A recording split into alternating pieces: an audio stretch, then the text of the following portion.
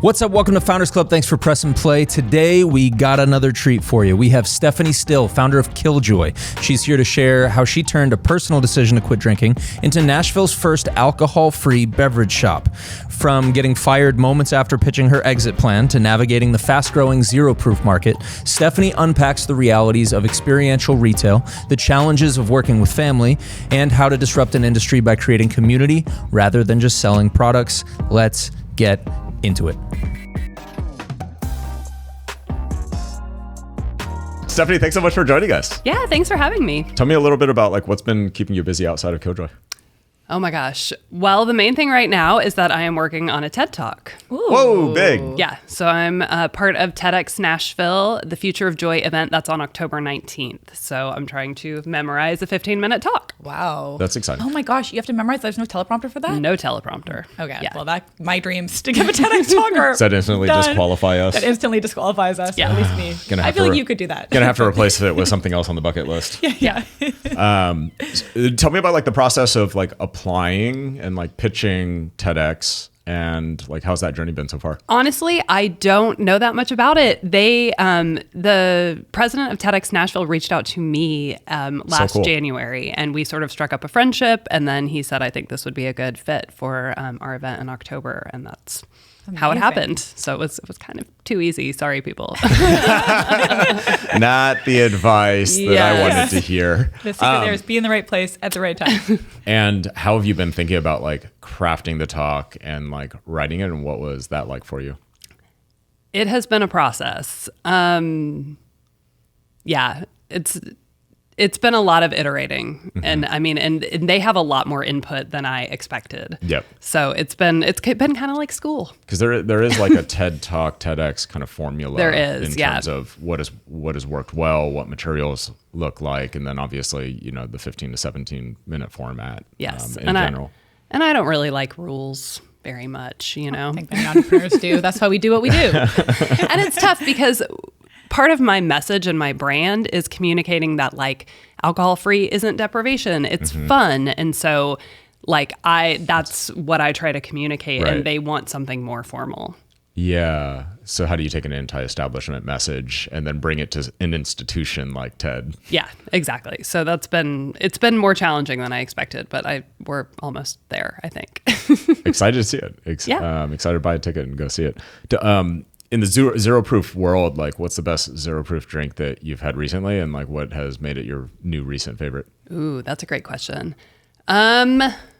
Recently, there's so many new kava products. So I've really been doing a lot of kava lately. I love the kava spirits, especially right now, Kava Haven and Kava Hall. I think kava's really fun because it's a classic. Well, it doesn't give you a head change like THC, right. But it does do something. And the fact that kava makes your lips and tongue kind of numb is a little bit reminiscent of drinking alcohol. So there's something about that cocktail that's doing something weird to your mouth that I don't know, that I'm really into. As you're saying that, I just go back straight to remember Pop Rocks? Yeah. Oh yeah. Classic childhood Pop Rocks. So going back, before you started Killjoy, tell me a little bit about some of the stuff that you did that kind of led to the journey and the inspiration for Killjoy. Yeah. So I have a very varied background. Most of my career was spent overseas working for a university that had a contract with the military. So I was overseas for 14 years. Wow. Moved back to Nashville in 2015. A lot of my family is here, and my brothers were having kids, and it just kind of felt like it was time. And then I did not know what to do with myself at that point, so I became a real estate agent, and then I didn't like that, so I went and hiked the Appalachian Trail. Came back, my brother was starting a business, a digital marketing company, and so he needed support, and I helped him figure out how to grow a small business, which was very fun. But then I felt like I wasn't helping enough, so I went into nonprofit. And I did communications and fundraising for nonprofit, and while I was there, I quit drinking. And then I started learning about alcohol alternatives and becoming really interested in that and potentially starting my own business. What inspired that decision to quit drinking? Oh, so many things. It was 2020. I worked at Hands On Nashville, which did disaster response. I had a baby at the end of 2019. So I have a newborn baby at home. I have a very stressful job. In March of 2020, we had a big tornado here, and now we're doing that. And then the pandemic hit. And of course, really the only coping skill that I have is drinking. Yeah. And now I don't have to drive anywhere. I don't have to leave the house. So like a lot of people, I mean, there was just a lot of drinking. And my baby was young enough that like, you know, he wasn't like moving around or whatever, but it was like, I could see if I want to be a good parent and if I want to show up the way I want to show up in the world, this isn't the way to do it. I also turned 40 that year. So I had my 40th birthday like looming, and it was a lot of how do I want to live? How do I want to show up? Mm-hmm. How do I want to be a parent? And that was my first child. So that was a big change. And I decided that I was going to quit for good on my 40th birthday. Oh. How was that received by people around you? Mixed. You know, I think a lot of people didn't really believe me. Also, it was the pandemic, so it was kind of a little easier to isolate too, and just be like, "We're not going out right now." No to drinks at parties and stuff like that. Yeah. But I think once people really realize that you are serious, they get on board pretty quickly. Yeah. For anyone who's listening who maybe is curious about quitting drinking or wants to but feels pressure or isn't really sure how to like set those boundaries, do you have any advice for how you show up at, let's say, like a dinner party when someone's pouring the wine or, you know, saying like, come on, just have one, it's a celebration? Honestly, alcohol alternatives help so much, because if you show up with your own bottle of wine and you offer them a bottle of wine, now you've turned the tables. And nobody's saying to you, why aren't you fun? You're fun. You've brought a bottle of wine. Right? You're sharing something new with everyone. And that really changes the dynamic. And you're not sitting in the corner drinking a glass of water while everybody's enjoying their wine. You've brought something fun to the party as well. So, I mean, for me, alcohol alternatives, and that's part of the reason I got so excited about them, because they make that transition seamless. Megan, have you ever tried like a dry November, dry January? No, but you know what? I would say I have unhealthy relationships to many vices in my life, but alcohol actually isn't one of them. Like I drank a lot in college, and you know, I still will drink here and there, but I actually would say I'm lucky and that I get such crushingly terrible hangovers, like horrible depression, like maybe the one time I'll ever get a headache and I'm just like unable to do anything, and it just wasn't worth it for me. So I'll have like a drink here and there, but I've never been in a place where I've been like, oh, I need to like take a month off because like I can't tell you the last time I had an alcoholic drink. Like it was, I mean, it's been a while. So at the beginning of this year, I tried to give up alcohol, and I had made a comment to Stephanie along the lines of like, I think I'm going to give it up except for like the 4th of July and maybe except for Thanksgiving. And a big part of that in my head was like the social pressure of, I mean, 4th of July is like a big day to not drink. It's, you know, there's just so much around the day that just centers on good old American Budweiser and everything else, right? And being drunk while you're playing with fire, right? And explosives. Yes, totally. And then handing fire to kids. Yeah, exactly. But Stephanie, you gave me some advice over text message. Do you remember what you said to me? Yes, I do. Which is that based on what you told me, I felt like you were viewing alcohol as a treat. And to me, I had to change my mindset to not see alcohol as a reward or as a treat, but as something with no positive benefits at all, to the point where I wouldn't want to have it. And once you can really shift your mindset to that, it becomes very easy to give it up. Yeah. And that moment, like that reframe was the thing that changed everything for me this Really? year. Yeah. That's so powerful. That one reframe was the thing that changed 100% everything. And you know, the journey, like you do have a lot of people that go like, well, why are you doing that? And you know, first off, like none of your business. Yeah. Right. But second, like a big part of my motivation was just sleep and maximizing sleep. Totally. And, you know, just like you, I think that to be the best version of a parent, a lot of that is having the energy to do the things with your children that they want to do. And you and I, like our kids are about the same age. They're at the age where all they want to do is hang out with us. Yeah. And that's not going to last. It's not going to last forever, at least. Yeah. And so that was a big part of like my motivation. But you know, as I got deeper into this non-alc world, holy cow, like some of the drink pairings across Nashville, you go to Catbird Seat and you have the NA pairing. I legit think it's better than the alc pairing now. like the depths of the number of flavors, the number of like scents, and like the thoughtfulness that went into their NA pairing is at the same level as you would expect somebody describing like a fancy wine. Yeah. Totally. Well, I hope at some point we'll get to a place where it's like there's like the adaptogenic tincture that they put in, or like, I mean, I'm a big psychedelics person. I mean, I don't drink much alcohol, but I'm California sober, we'll say. And I would love to get to a point where like we legalize psilocybin, and it's like, okay, like there's your little psilocybin cocktail, and there's your THC one, and there's your MDA one. No, I'm just kidding. Maybe not that, but at least in a bar. But, you know, I think that would be really cool to be able to allow people to explore those other maybe less toxic, mood altering, consciousness altering substances. So Stephanie, when did like this personal journey of removing alcohol from your life turn into a little bit more than just a personal passion? So I would say in 2021, I wrote a business plan and started to think about, okay, how could I create this business? And I couldn't quite make the numbers work because my original vision was for more of a bar. Mm-hmm.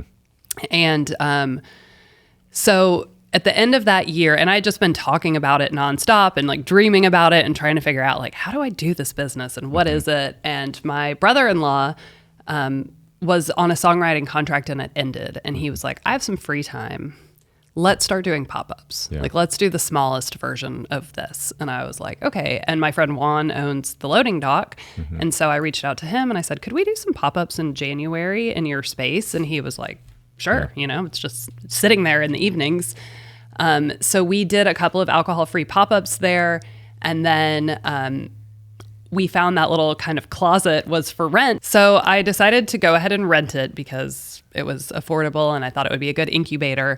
And so at that point, I decided to go to my boss at this nonprofit, and I've been super upfront with him since I started that this was my dream to do it, and I didn't have long to be there, and he knew that. So I tell him, like, I want to talk about an exit plan, thinking that's like 6 months down the road, that I'm going to ramp up the business slowly while I have a full-time job, and he fires me on the spot. Oh, yeah. My heart just... So that was shocking. I had never been fired from a job before. I'm like a, you know, I'm like an A student kind of a person. You're good at what you do. So that hurt. And I think it took me about 24 hours until I was like, all right, well, universe, I'm all in on Killjoy. Let's do this. Which non-alcoholic booze do you go for in that moment? Yeah. You know what? So that next morning, I called a meeting at the loading dock, and Juan, who owns the loading dock, came, and my brother-in-law John and Mark Mulch, who was doing pop-ups at Sober Bar at the time, came. And Juan, who is a drinker, brought a bottle of Freshenet, non-alcoholic sparkling wine, and he said, Stephanie, and Juan's been a good friend of mine for a long time. He said, how sweet. This is the beginning of something amazing. Totally. Yeah. And we're going to celebrate. And I was still like kind of teary and, you know, of course. And we drank that bottle together, and I have kept the cork in my purse ever since then. Oh, wow. Just like a reminder of like how much people were supporting me and how much they were behind me, even people who weren't really a part of what I was doing. I'd imagine early on, like as you're buying all the inventory to stock the place, that's probably the hardest moment, is doing the initial order to get everything in. Like, how did you go about curating, and like how did that feel? I mean, I love online shopping. So that was not hard for me. The hard part is staying within budget. Yeah. But just picking everything out. We ordered tons of samples. In general, I try everything that we have in our shop, not just me, but we try to make sure that we have high quality, that everything tastes good, because that's really a big difference between going to like Total Wine and coming to us, because there you can get Busch Light and whatever, you know, crappy thing, and Killjoy doesn't have that stuff. Yeah. So it was a lot of sampling, tasting, but we built up slowly, and we had such a small space that like that part was super fun. Yeah. Like I loved that part. It's not like you're going into a 5,000 square foot space and it's like you have 2 shelves in there. So as you're getting momentum, getting the word out, like what were the tactics that worked early on? So I think you continued the events that you were doing. That's been a big part of the growth, but you know, I think you had some partnerships with other organizations, but tell me a little bit about like what really worked for you to get the first 1,000 customers.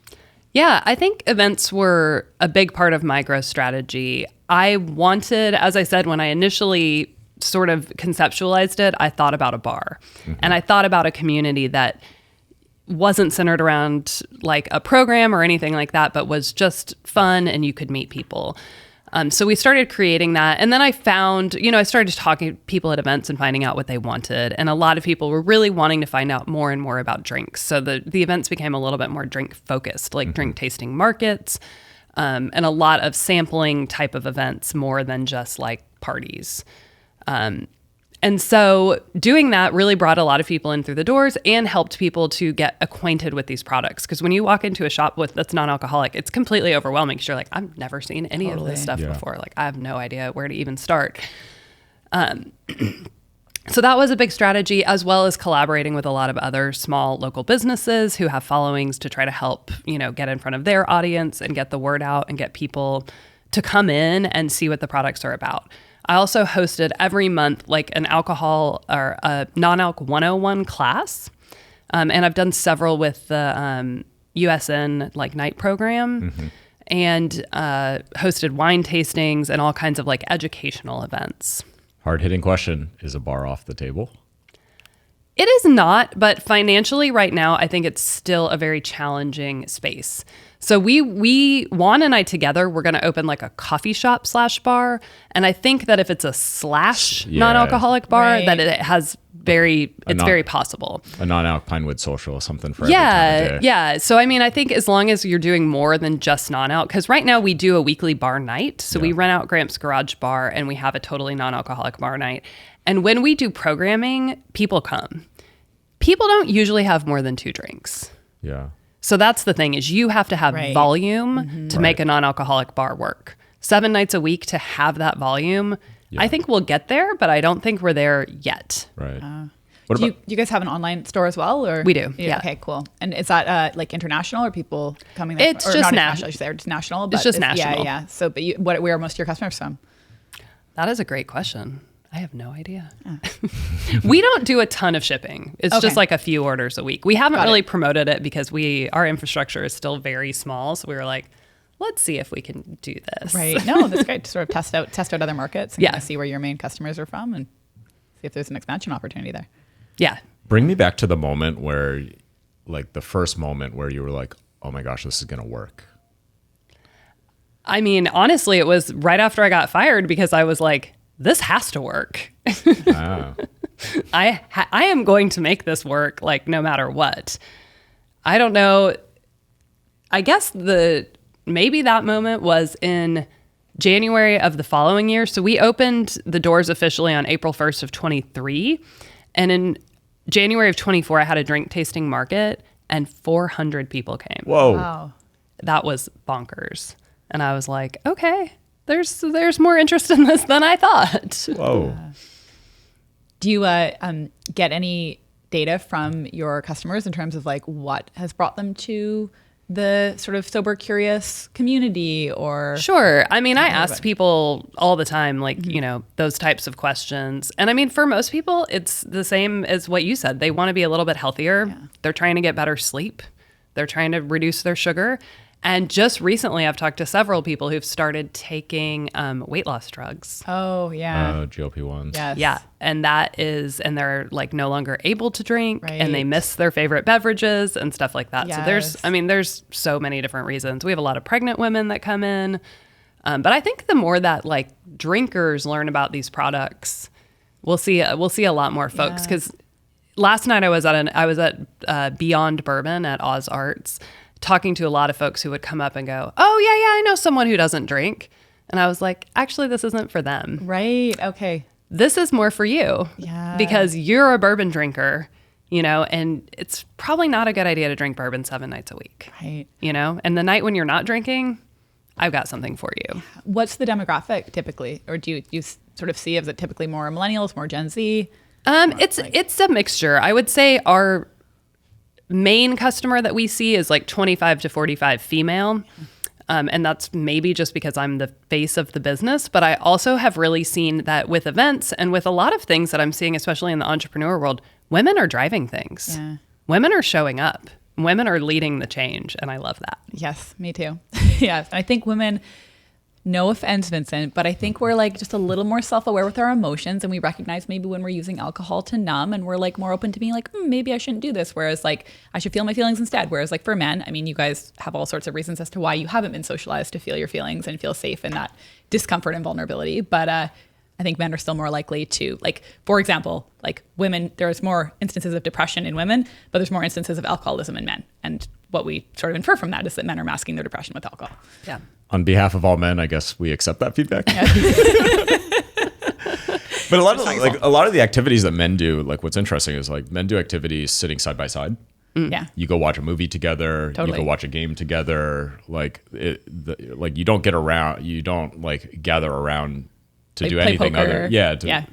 other than to like do a secondary activity. Yeah. Men don't always have a lot of activities where you're sitting across the table from somebody actually talking. Yeah, there's a lot of intimacy in that, which can feel uncomfortable for Right. men It coming makes back to the you- feelings thing. Yes, right. totally. What's been the hardest moment of Killjoy? Well, up until recently, I would have said just finding balance for me, being a mom, being a business owner, and learning how to have a life that's manageable. Yeah. But I would say recently, I mean, something that's specific to our situation is working with family. So my brother-in-law has been with me from the beginning, and now my husband started working there about 6 months ago. And like really, I don't know, learning how to work with family and find that equilibrium has been very What have challenging. been some of the challenges specifically of working with family? I mean, I think something that we realized is that when my husband came on board, we thought of him as like a partner, like you'll figure it out. We figured it out, and I had the realization that like, had I hired someone to come into the shop as a manager, I would have provided them with, an SOP and a job description and been very clear and very professional with that person. And I didn't necessarily give my husband that same respect because I was just like, well, you know about what's going on and you'll be fine. Yeah. Well, I and imagine so- part of you wanted to like respect his autonomy and like not sort of seem like you're micromanaging Exactly. him as a partner. So like fair that you went into it from that perspective. But I think it's allowed me to be more lax with my structure than I would be if I had strangers as colleagues. Right. And Yes. so that has maybe set me back in some ways as a business owner. Like I should have these structures in place, and I've been like kind of loose with it. So that's a place where I'm at right now, where I'm like, okay, I need to, especially as we're opening a second location. So now it's like everything needs to be standardized and codified, and it's all very artistic. And how has that been received by your husband? He's excited about me making those changes. Good. Okay. He's been frustrated from the Yeah. beginning that there's like very little structure. Right. Okay. So any advice for people listening, like if they're going into business with a family member and they're like, yeah, like they're going to be just a partner and Yeah. sort of highly trusting. I mean, just have those conversations. But I mean, I think for any business owner, like something you should do from the beginning is have job descriptions, have standard operating procedures. You need to have that structure in place, even if you have people that you really, really trust and who you believe are intelligent and know their stuff. Like, it's still your job to do that. It's so easy to put that stuff on the back burner. Do you use AI at all to help you with that? I mean, I haven't done any of it yet. Do you anticipate using AI? I think that would be a great idea. Yeah. Yes, I do. I do anticipate using AI for that. I'm sure Vincent can also help us out with any of the prompts for that. Or Yeah. Any favorite like customer stories? We hear such great stories from our customers all the time. Like just recently, a customer, my husband ran into someone at a different store and he was like wearing a Killjoy shirt or something. And they said, oh, I love Killjoy. And he said, I actually went to an event at Killjoy and I saw that there was this community of people not drinking. And I decided to stop drinking. wow. And I was like, I mean, that kind of thing shocks me. Even like your comment that made such a difference for you is that like sometimes these things that seem so small really make a difference in someone's life. And when I hear about that, I'm just floored. Yeah. So, I mean, that's really, really cool. I think people just want community, right? And they want a sense of belonging. And so when we think that there's a community out there that will be more accepting if we're not drinking. It's like, oh, cool, I could still belong. I could still feel connection. For so many people, alcohol is just this window to connection, and they think it's the only way. So Yeah. it sounds like you gave that person and probably many others permission to live a more... And when you discover it too, it's like you're discovering that you're not alone, and Totally. that, because like I think I found Killjoy by accident. It was actually like SEO hacking a little bit, because when you search for a liquor store on Google Maps, Killjoy pops up. Like that's some of the best placement that you can possibly have Yeah, is totally. somebody literally looking for a liquor store, and then Killjoy pops Right. up. And it's like that's something that probably a lot more entrepreneurs could take advantage of, that if you're trying to disrupt a market, you actually want to show up where that original market is going to be. And, in your space, like it's Google Maps all day long.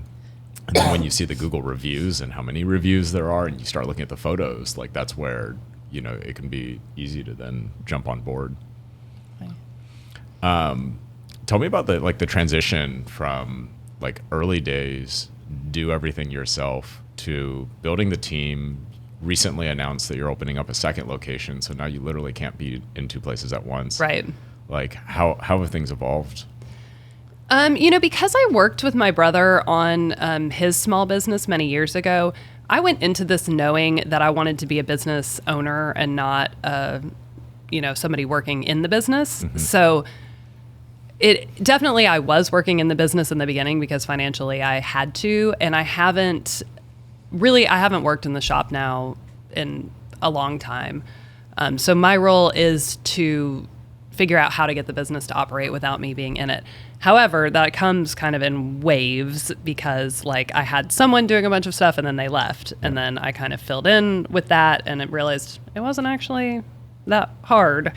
And these are kind of mental roadblocks, because then you're like, okay, I know I need to hire and not take this on, but also I can and whatever. So, so it's been a little bit like up and down, but I'm excited to expand and kind of be forced to get to the place where I have to be the business owner who's pulling the strings, as opposed to the one doing all of the things. Yeah, because the work that it's not easy to hire for is like when you talk about things like values and cultures, and from a strategy perspective where you're making investments, you emphasize 3 different pillars: curation, education, which is tastings, and then community programming. Like, Yes. walk me through those pillars that, as a leader of the business, that you're the only one that can really do well.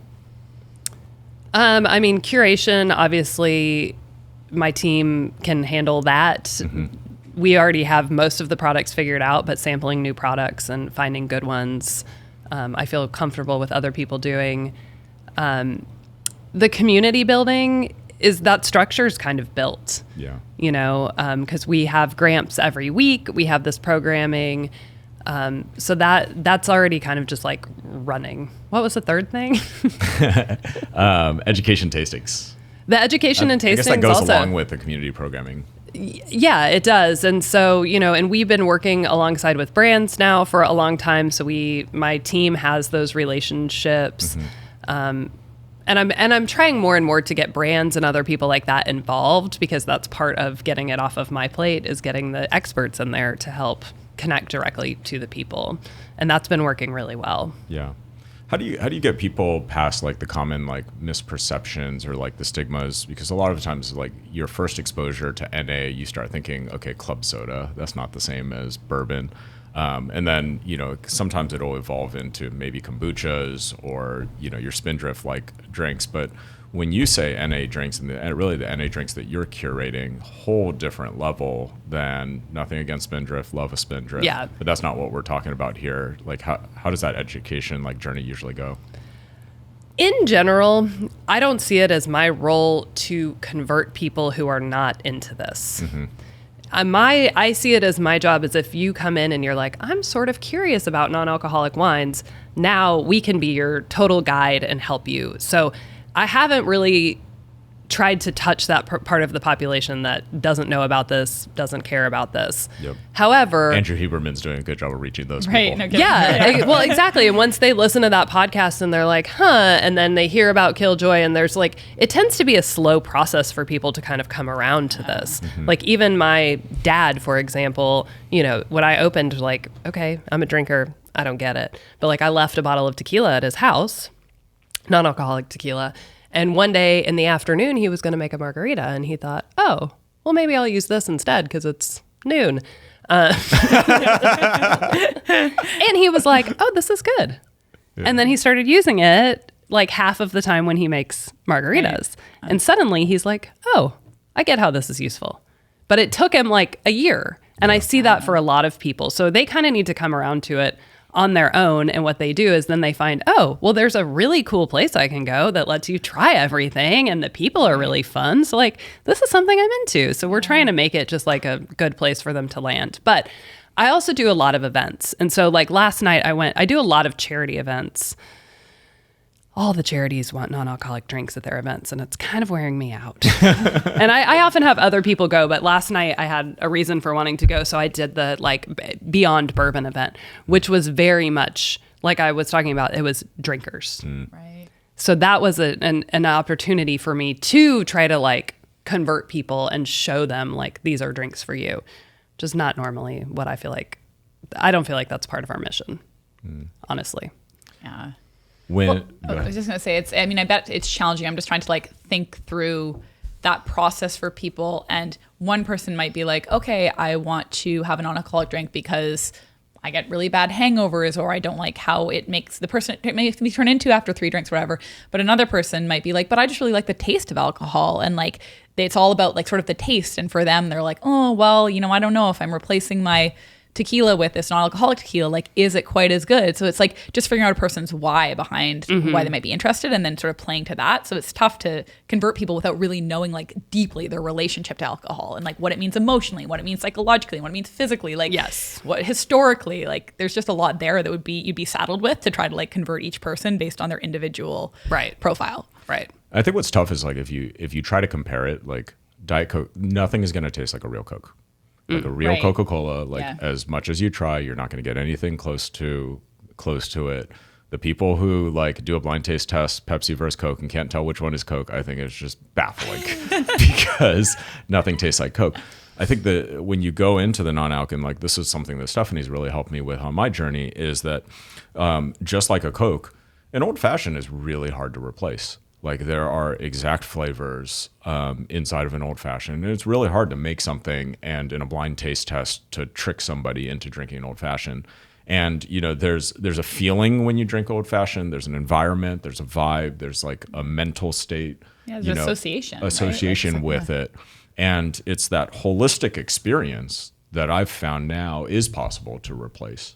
And you know, at Founders Club Summit, we had Ranger Station Candles was one of our panel speakers, and you know, he was talking about like that they're selling experiences and like environment and like how you feel, and I was just like, oh my, I've always thought of it as just like CPG, it's a candle, right. Yeah.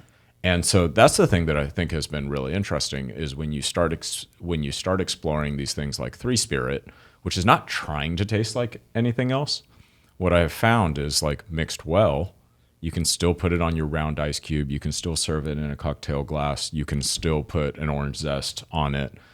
Done well, it doesn't taste like an old fashioned, but 100% replaces the experience of drinking. And that's where the experiential marketing is probably so important, right? Like for a person, it's very different to like pour that on whatever, you know, regular ice cube and like a, I don't know, tall glass or something like that, and just like have it at home in front of the TV versus like out in a social gathering with that orange zest, with like the sort of music and the vibe and everything. And it's all about like sort of rewiring that experience. Right? Yeah. And with that being said, Athletic Brewing, I don't know how you did it, but it tastes so good. Totally. So Stephanie, like what advice would you give like the younger version of yourself? Like knowing what you know now, like would you have made the decision to intentionally exit out of the nonprofit earlier? Like what things would you have done before you started the business? And for somebody who's listening to this going like, I feel a calling to go serve. I feel a passion to go do something that is different than where I'm spending my energy now. Like, what would you tell that person? I mean, I think listen to your gut. I think one of the coolest things about quitting alcohol is that people are so much more connected to their intuition. I think a lot of people quit drinking and then they change jobs, they change relationships because they realize like, oh, I've just been able to tolerate shit I hate because I wasn't connected to myself, you know? So I think listening to your intuition and following it is one of the most powerful things that anybody can do. And so if your gut is telling you to do something, do it. But for me, I don't think I could have done anything differently. And I am grateful that I had so many varied experiences because when I came into this role, I knew a little bit about how to do accounting and how to do marketing and how to send email newsletters. And, you know, I had this breadth of experience that allowed me to understand how to run a business, where if I had 5 years earlier, I might not have had that. You know, running communications and doing huge events at a nonprofit, as well as fundraising. I mean, I know how to get sponsorships from brands because I did that, you know, at a nonprofit. So it's funny how that experience can actually translate when it seems so disparate. So I don't know if I had started a business in my 20s, what I would have been able to do, because when I came into it, I brought with me all of this different experience. So I'm very grateful for that. But also, like, you know, I listen to business audiobooks constantly, and I'm trying to connect to other entrepreneurs and learn things. So I think it's very possible to learn whatever you need to learn to do whatever kind of business you want to do. And if you have something on your heart that you really want to grow, go for it. Any profound books you've listened to recently or ever that you want to share with the audience? I mean, I think for growing your business, and I haven't listened to it in a long time. I mean, the E-Myth book is one of the first like entrepreneur books that people should read. I loved 10X is easier than 2X for like the theoretical thinking about your business. You know, that's not a very practical book, but then what's the book? Buy Back Your Time is kind of goes along hand in hand with that, is like the practical how to, you know, get out of being your day-to-day person and learn how to run a business. So those are maybe 3 books that I would dive into if you're thinking about starting a business. Love that. For somebody who wants to follow your journey, find the shops, find out when the next event's going to be, where should they go? Instagram, at Killjoy_Nash. And we also have a newsletter. If you go on our website, which is killjoyclub.com, you'll have a little pop-up and you can join our newsletter, follow us on Instagram. I'm putting stuff out there all the time. And it's fun. We make it fun. Love it. If you are watching this on YouTube, Killjoy also ships nationwide. And so you can place an order on the website. If you happen to be in Nashville, there's a shop over in East Nashville, and then one that is open in Berry Hill as well. Thanks so much for joining us. Thank you for having me. I appreciate it. Thanks, Debbie.